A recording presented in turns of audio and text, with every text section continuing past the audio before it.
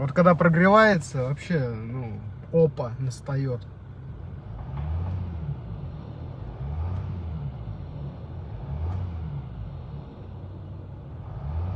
Аж даже стучит.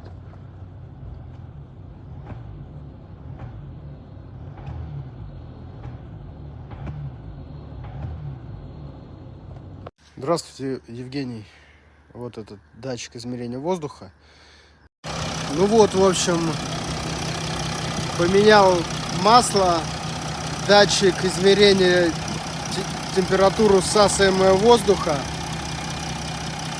И обнаружил, что форсунка третья или там, не знаю, вторая, штекер чуть держится, ну, отщелкнутый.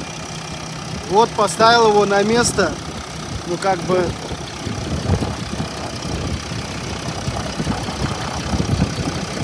дело было не в победе. Вроде нормально. Ошибка что-то горит все равно.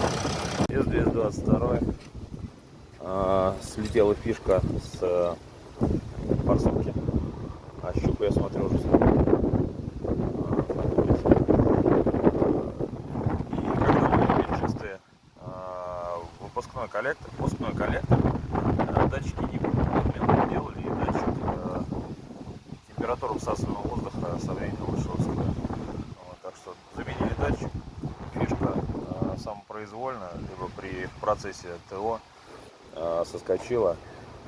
Одна форсунка работала, то не работала. Появились картерные газы, чек и прочее. Так что обращайте внимание, если у вас происходит повышенный картерный газ ни с того ни с сего и такие пшики в двигателе своеобразные, то проверяйте крепление форсунок. Вот так вот выглядят они. Периодически проверяйте, смотрите.